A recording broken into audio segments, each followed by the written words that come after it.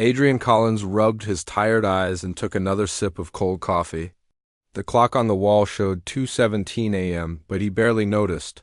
For 8 hours straight, he had been sitting in the same chair, watching the same screens, listening to the same static. The Arecibo Observatory's control room was quiet except for the soft hum of computers and the occasional beep of the monitoring equipment. 3 years of this work had taught Adrian patience. 3 years of scanning the stars for signals, for patterns, for anything that might suggest intelligent life beyond Earth. Most of his colleagues had moved on to more promising research, but Adrian stayed. Something kept him here night after night, watching and waiting. Just one more hour, he muttered to himself. A nightly promise he rarely kept. The radio telescope was currently focused on a cluster of stars in the Sagittarius constellation. Nothing special about this region, just the next section in their systematic sweep of the sky. Adrian checked the instruments, made a few notes in his log, and leaned back in his chair. That's when he heard it dot. At first, he thought it was a glitch in the system. A brief interruption in the background noise, barely noticeable, but then it happened again and again. A pattern emerged from the static, clear, distinct, and impossibly regular. Adrian sat up straight, suddenly wide awake. His fingers flew across the keyboard, adjusting settings, isolating frequencies. The pattern continued, growing stronger. "This can't be happening," he whispered. But the evidence was right there on his screen. The signal contained a sequence of pulses that corresponded to prime numbers 2, 3, 5, 7, 11, 13, 17, 19. No natural phenomenon could produce such a sequence. This was deliberate. This was communication, with shaking hands. Adrian reached for his phone and called Olivia Martinez, the observatory's director. "Olivia, it's Adrian. I need you to come in, now." "Do you know what time it is?" came the sleepy reply. "I found something," Adrian said simply. "Something real." 40 minutes later, Olivia stood behind Adrian, watching the signal continue its perfect mathematical sequence. Her face, usually composed, showed a mix of disbelief and excitement. "We need to verify this," she said quietly. "Run every possible test. Check for terrestrial interference. Make sure this isn't coming from one of our own satellites." Adrian nodded. "I've already started. The signal is coming from the direction of D 164,595, about 94 light-years away. It's not one of ours." They worked through the night, calling in other team members as the sun rose. By noon, the small control room was packed with scientists, all watching in stunned silence as the alien signal continued to broadcast its mathematical message. Dr. Ben Fisher, their systems expert, pointed to a new pattern emerging on the screen. "Look at this." After the prime numbers were getting what looks like mathematical constants. Pi to 100 decimal places, then the square root of 2, then Euler's number. "They're showing us they understand mathematics," Olivia said. "They're establishing a common language." Adrian felt a chill run down his spine. "They're telling..." "Yes, they're intelligent." By evening, word had spread beyond the observatory. Government officials arrived, led by NSA cryptographer Samantha Wright and Air Force Colonel Peter Blackwood. The control room, once a quiet place of scientific research, was now a hub of frantic activity. "We need to contain this information," Colonel Blackwood announced. "At least until we understand what we're dealing with." Samantha disagreed. "This isn't just a military matter. This is the most significant scientific discovery in human history." As they argued, Adrian continued to analyze the signal. Something had changed. After repeating the mathematical sequences several times, the transmission had shifted. New patterns emerged, more complex and harder to decode. "I think they're sending us more information," he told Olivia quietly, not wanting to interrupt the heated debate behind them. Together, they worked to decode the new message while the government officials argued about national security protocols. It took hours, but finally, a pattern emerged. "It's not just math anymore," Adrian said, his voice barely above a whisper. "I think it's language. They're trying to teach us how to understand them." Samantha joined them at the monitor. "Can you translate it?" "Not yet, but look at this section here." It repeats, then changes slightly, then repeats again. It's like they're showing us words and grammar. Colonel Blackwood looked skeptical. And what happens when we learn to talk to them? What do they want? No one had an answer for that. As night fell again, Adrian found himself alone with the signal once more. The others had gone to make phone calls, arrange for additional equipment, or simply to rest, but Adrian couldn't leave. Not now. Not when he was so close to understanding. The pattern shifted again, and suddenly Adrian saw something new. A sequence that seemed familiar yet different from the earlier mathematical patterns. He ran it through the computer's analysis program. And waited. The result made his blood run cold. Hidden within the complex patterns was a simple message. Now decoded, we have found you. Prepare for judgment. Adrian stared at the screen, trying to make sense of it. Was it a threat? A warning? Or was he misinterpreting alien concepts through a human lens?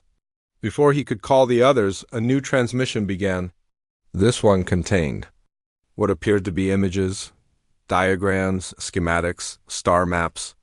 Adrian watched as his computer screen filled with information from a civilization 94 light-years away. One image appeared more frequently than the others, a series of large objects moving through space, heading in the direction of a small blue planet. They're coming here, Adrian realized. He grabbed his phone and called Olivia again. Get everyone back, he said urgently, and contact the government. Tell them we don't have much time. As he waited for the others to return, Adrian looked out the window at the night sky. Somewhere up there, something was coming. Something that had been watching Earth, listening, waiting, and now they had decided to make contact. Humanity had always wondered if we were alone in the universe. Now they had their answer. And Adrian Collins, who had spent years searching for this very moment, found himself afraid of what would happen next. The silence of space had been broken. The question now was whether humanity was ready for the conversation that would follow. 2 months passed since Adrian Collins discovered the alien signal. The world had changed. News of first contact spread quickly despite government efforts to control the information. People reacted with a mix of fear, excitement, and disbelief. Religious leaders offered various interpretations. Scientists worked day and night to understand the message. Military forces around the globe went on high alert. In Geneva, Switzerland, the newly formed United Terrestrial Council held its third emergency meeting. Representatives from every nation gathered in a large conference room, their faces showing the strain of sleepless nights and endless debates. Dr. Elaine Morgan stood at the podium, her gray hair pulled back in a tight bun. Before the signal, she had been NASA's chief communications specialist. Now she led humanity's response team. The message is clear, she said, her voice steady despite her exhaustion. These beings, whoever they are, have judged us worthy of attention. The question is, what do we do about it? The room erupted in arguments. Some nations wanted to send a peaceful greeting. Others suggested silence. A few even proposed preparing for war. Silence is not an option, Dr. Morgan continued when the noise died down. They know we're here. They're waiting for our answer. At the back of the room, Adrian watched quietly. After his discovery, he had been brought to Geneva as a consultant. The excitement of finding the signal had faded, replaced by the heavy weight of responsibility. Next to him sat Dr. Nathan Hayes, a brilliant linguist who had helped decode more of the alien message. On Adrian's other side was George Kim, a quantum physicist developing new communication technology. Dr. Morgan is right, Nathan whispered to Adrian. If we don't respond, they'll assume we're either primitive or hostile. The council president, a stern woman named Victoria Reed, called for order. We need to decide today. Our scientists tell us we have perhaps 3 months before these aliens arrive in our solar system. We must have a response ready before then, Dr. Morgan nodded. My team has prepared several options for your consideration. She showed 3 possible messages on the large screen behind her.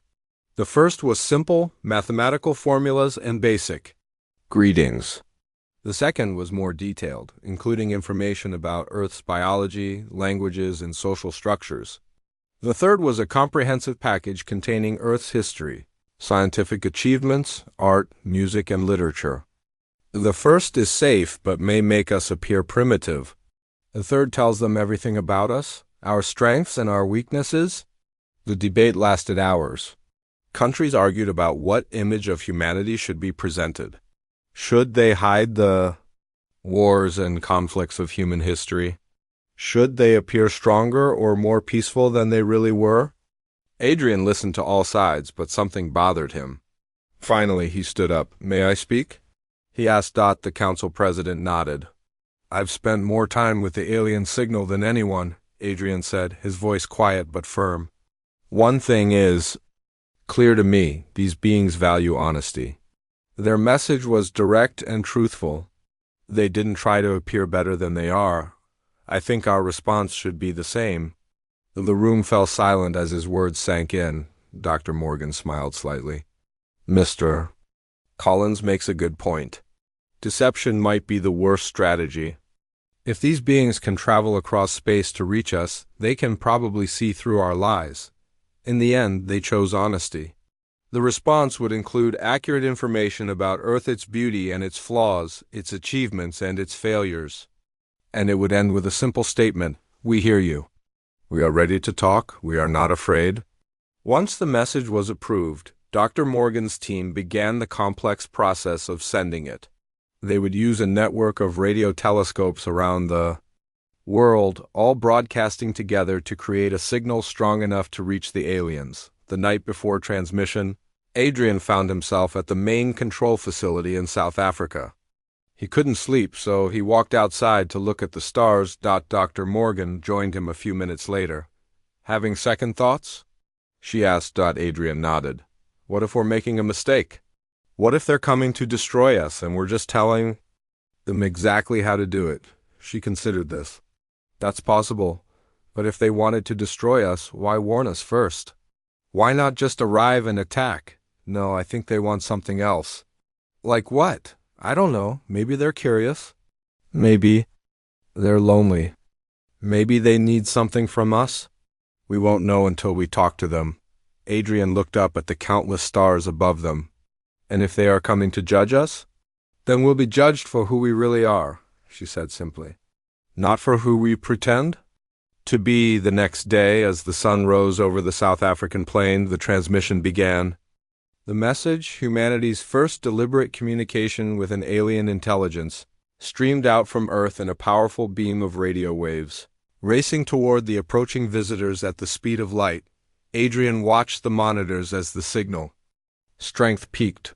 They would broadcast continuously for 72 hours to ensure the message was received.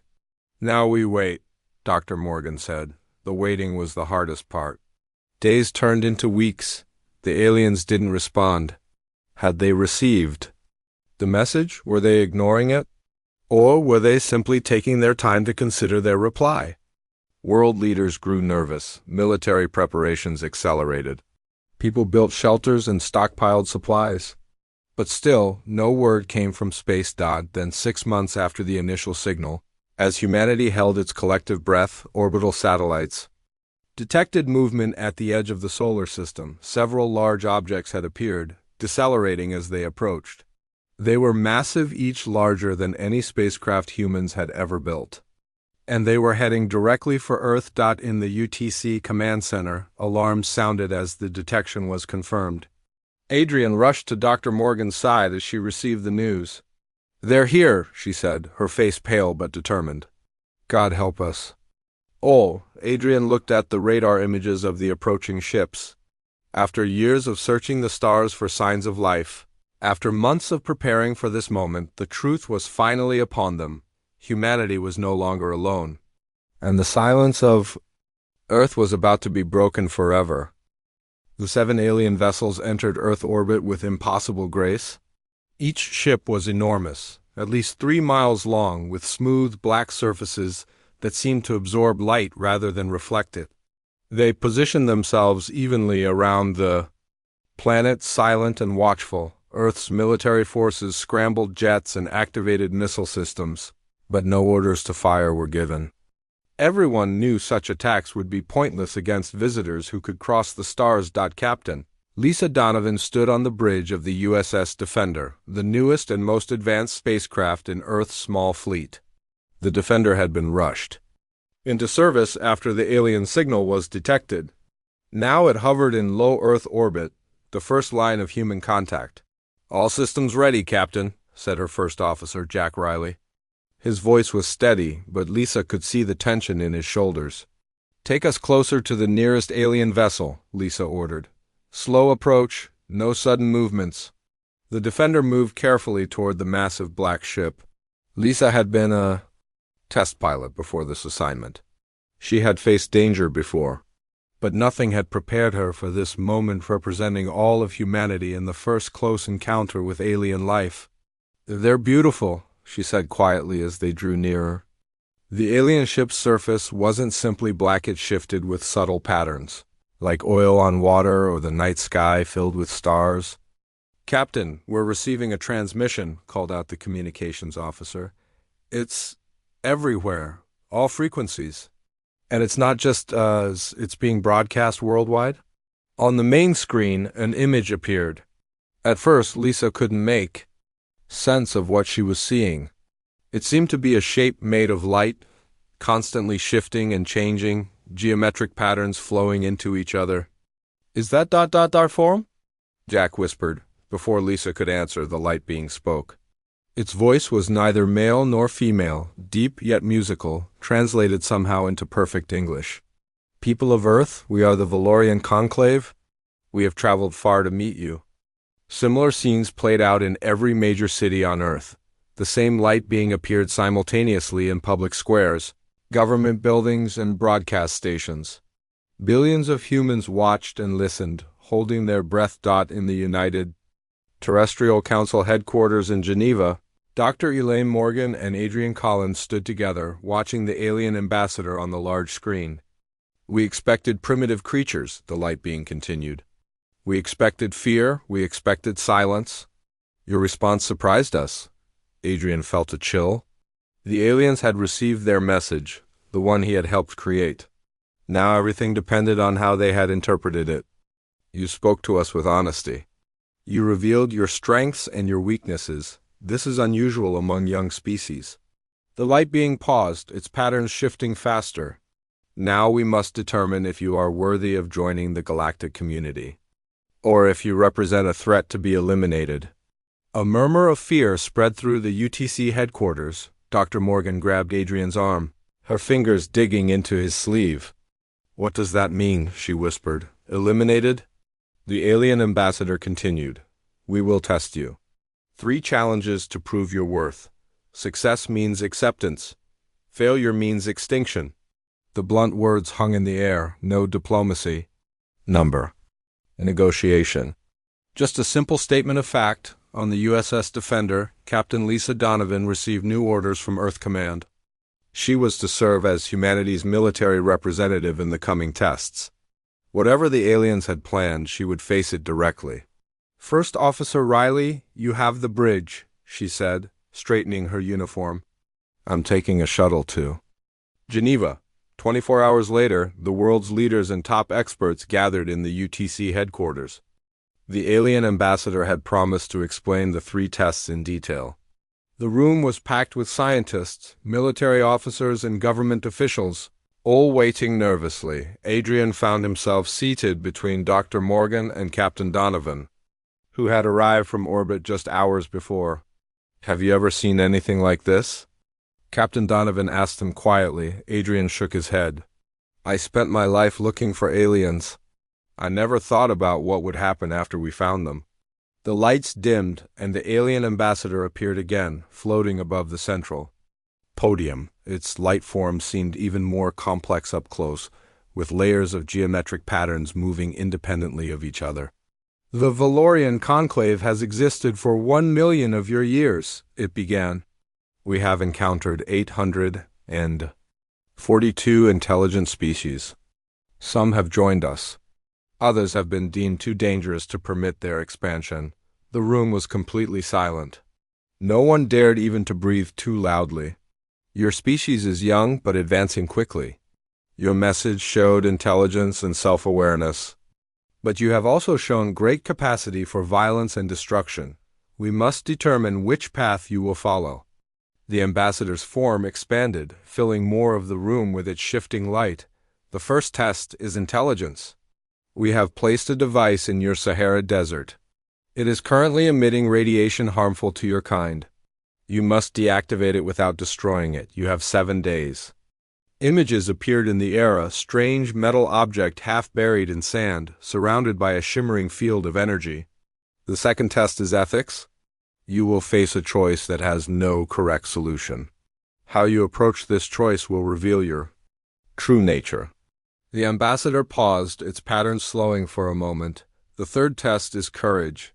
One representative will face our champion. The outcome will affect all humanity. Captain Donovan sat up straighter at these words. Adrian could sense her tension. You have questions, the ambassador stated. Dr. Morgan stood up slowly. What if we refuse these tests? The light being seemed to pulse brighter for a moment. Refusal. Is failure? Failure means extinction. And if we pass? Adrian asked, finding his voice. If you pass, we will share knowledge. We will offer protection. You will take your place among the stars. The ambassador's form began to fade. 7 days for the first test. Prepare yourselves. With that, the light vanished, leaving the room in stunned silence. Captain Donovan was the first to speak. Well, she said dryly, at least they're direct. Dr. Morgan turned to Adrian. We need to assemble a team for this device in the Sahara. The best minds we have. Adrian nodded, his mind already racing. The fate of humanity now rested on their ability to solve an alien puzzle. Everything he had worked for, everything he had discovered, had led to this moment. Let's get started, he said. The Sahara Desert burned under the midday sun. Heat waves rippled across the sand dunes. In the center of a hastily built research camp, Dr. Alan Fisher wiped sweat from his forehead and squinted at the alien device. The object was unlike anything humans had ever created. About the size of a small car, it had no visible seams or openings. Its surface shifted between deep black and midnight blue, with occasional flashes of light that seemed to come from somewhere inside. A dome of shimmering energy surrounded it. Keeping everyone at a distance, any progress? Asked Veronica Powell as she joined him. She was the lead engineer on the project, known for solving problems others found impossible. Alan shook his head. We've tried every scanning technique we have. The radiation it's emitting isn't like anything in our science books. 3 days had passed since the Valorians announced their tests. 4 days remained to solve this first challenge. Teams of scientists and engineers worked around the clock, taking shifts to avoid radiation exposure. So far they had made little progress. Let me try something, Veronica said. She approached the energy field with a device of her own design. It measured vibrations and frequencies beyond normal human hearing. The readings made her frown. That's odd. It's singing. Singing? Alan moved closer, despite the danger. Not exactly singing, but it's making patterns. Rhythmic patterns. Like music, this discovery sparked new ideas. Perhaps the device wasn't a weapon or a puzzle to be taken apart. Perhaps it was an instrument of some kind. They brought in sound equipment, playing different tones toward the device. Nothing happened. At first, then, when they played a specific sequence of notes, the energy field flickered slightly. We need more data, Alan said. Different musical patterns from around the world. They worked through the night, testing various musical scales and rhythms. By morning, they had made progress. The energy field responded to certain harmonies, especially those found in ancient music, but time was running out. The radiation levels were increasing. Several team members had already been sent away with symptoms of radiation sickness. On the 6th day, Veronica received an unexpected call.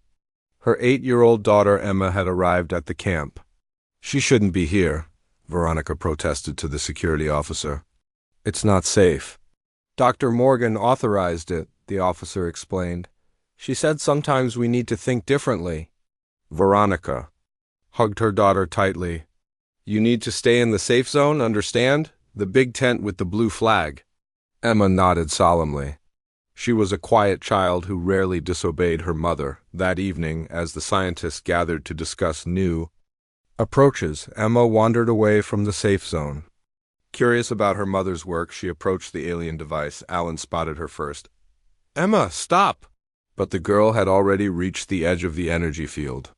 To everyone's shock, the field didn't harm her. Instead, it pulsed with soft blue light. Emma smiled at the pretty lights.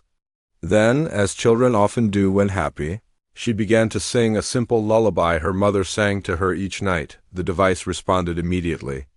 The energy field changed color, shifting from blue to gentle green. The radiation levels dropped sharply.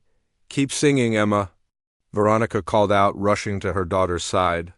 The team watched in amazement as the alien device responded to the child's song. Its surface began to open like a flower, revealing a complex interior of light and motion. It wanted harmony, Alan realized. Not just musical harmony, the harmony of innocence. When Emma finished her song, the device had fully transformed. The radiation was gone. In its place was a gentle hum and a holographic display showing star maps and mathematical equations. Gifts of knowledge from the Valorians. The first test was passed. News of their success spread quickly. Celebrations erupted worldwide, but the relief was short-lived. The next day, the Valorian ambassador appeared again, this time in the UTC headquarters where world leaders had gathered.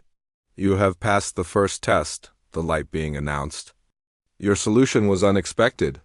Most species attempt to destroy what they do not understand.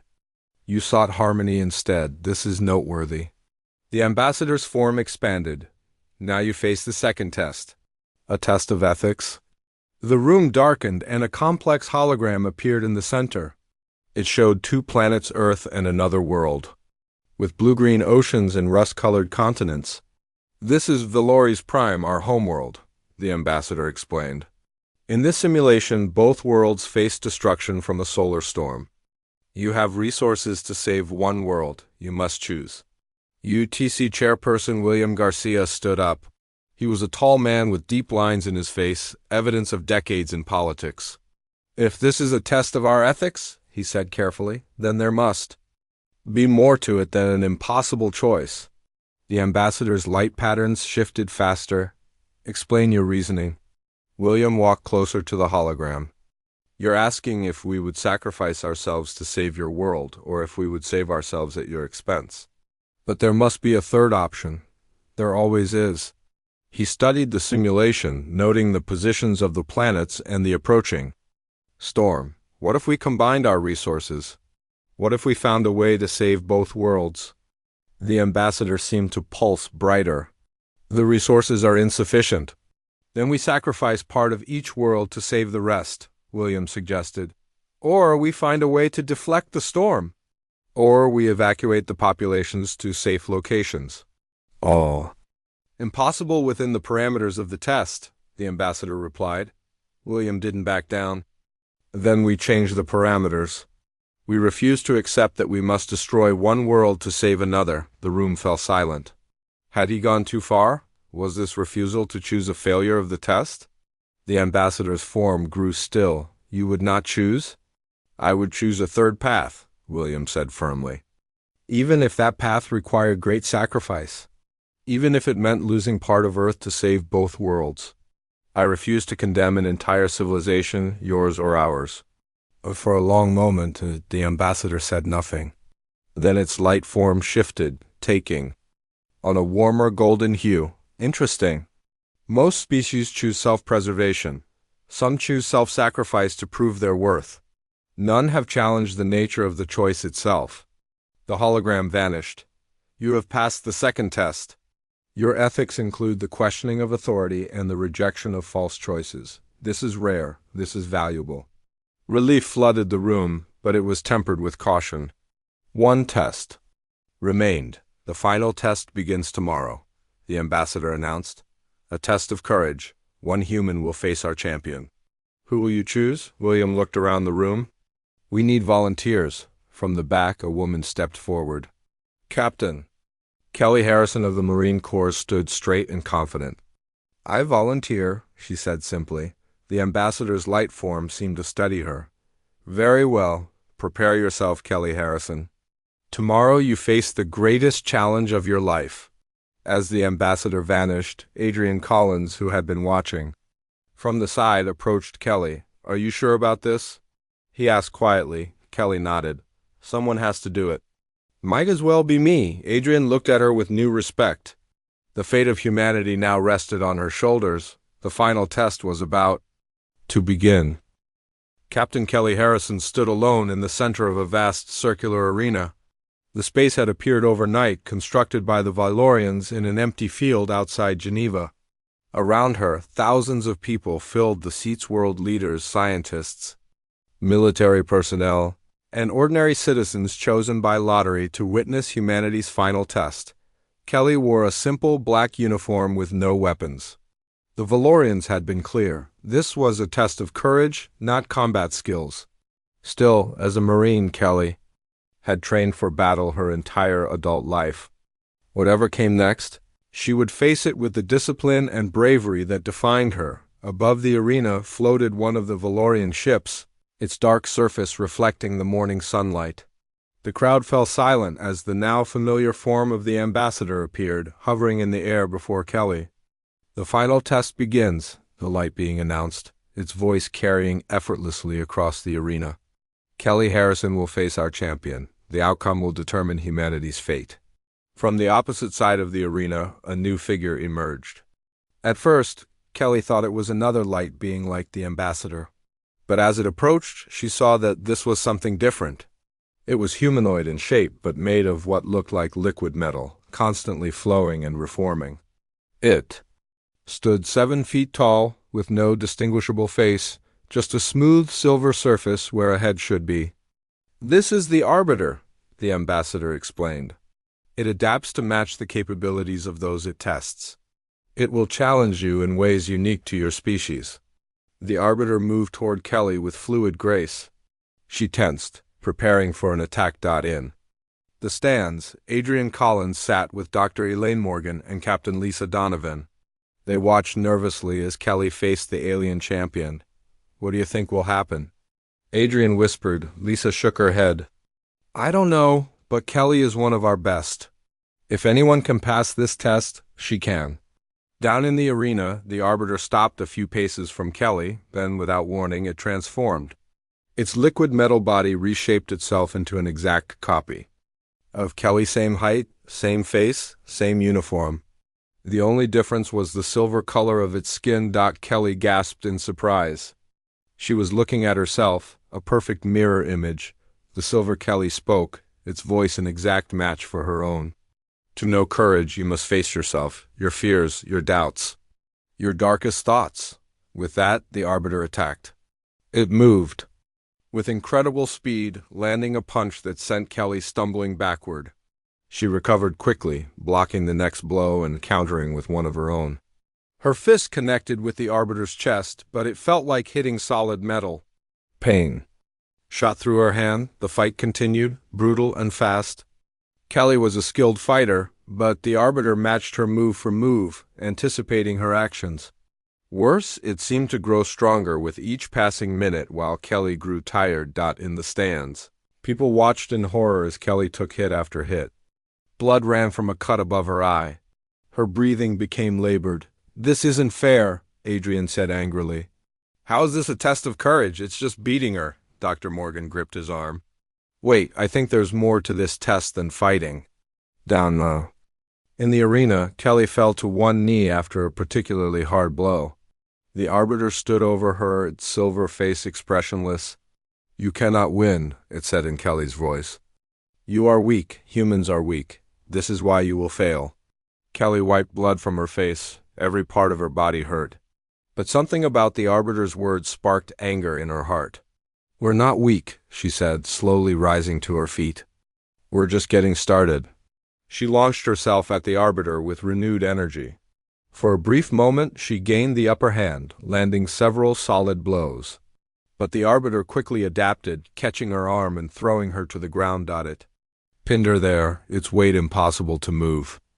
One silver hand formed into a sharp point hovering above Kelly's throat. "You have lost," the arbiter said. "Your species has failed the test." The arena went silent. This was the end. Humanity had come so far only to fail at the final challenge, but Kelly didn't accept defeat. Looking into the silver face above her, she saw not an enemy, but a reflection of herself. And in that moment, she understood the true test. "No," she said calmly, "I haven't lost, and I won't fight anymore." The arbiter paused, its silver point still at her throat. "You surrender?" "Not surrender. I choose not to fight." "There's a difference." With great effort, Kelly relaxed her body. She stopped struggling against the arbiter's grip. "You could kill me now," she continued, "but that wouldn't prove anything about humanity. True courage isn't about winning fights. It's about knowing when not to fight. It's about seeing another way." Slowly, Kelly raised her hand not to strike, but in a gesture of peace. "We can learn from each other. We can find a better path." For a long moment, nothing happened. The arbiter remained poised to strike. Then, gradually, its silver point reformed into a hand. It released Kelly and stood up. The ambassador's light form brightened. "Unexpected. Most species fight to the end. They see courage only as battle prowess." Kelly got to her feet, standing tall despite her injuries. "Humans understand that kind of courage. But we also know there's courage and compassion in reaching out instead of striking back." The arbiter transformed again, this time into its original liquid metal form. It moved to stand beside the ambassador. "The tests are complete," the ambassador announced. "All have been passed in ways we did not anticipate. This is satisfactory." A wave of relief swept through the arena. People hugged each other, some crying with joy. Humanity had survived. In the days that followed, the Valorians revealed the truth. They were not conquerors but guardians, searching the galaxy for civilizations worthy of protection against a greater threat, an ancient species that consumed young worlds. "We came expecting Earth silence," the ambassador told the United Terrestrial Council in their final meeting. "Instead, humanity answered from the sky with wisdom, ethics, and courage. You have earned your place among the stars." The Valorian ships repositioned themselves around Earth, not as threats but as protectors. They offered knowledge, technology, and alliance. In return, they asked for humanity's unique perspective, the creativity and compassion that had allowed them to pass the tests. Adrian Collins returned to his observatory, but with a new purpose. Instead of searching for signals from space, he now helped calibrate Earth's new interstellar communication network. As he worked late one night, he stepped outside to look at the stars. The night sky had changed. One of the Valorian ships was visible as a dark shape against the stars, a reminder that humanity was no longer alone. The silence was over. The conversation had just begun. Adrian smiled. He had spent his life searching for answers from the stars. Now those answers had come, and they were more wonderful and terrifying than he had ever imagined. Humanity had been tested. Humanity had answered. And the universe had listened.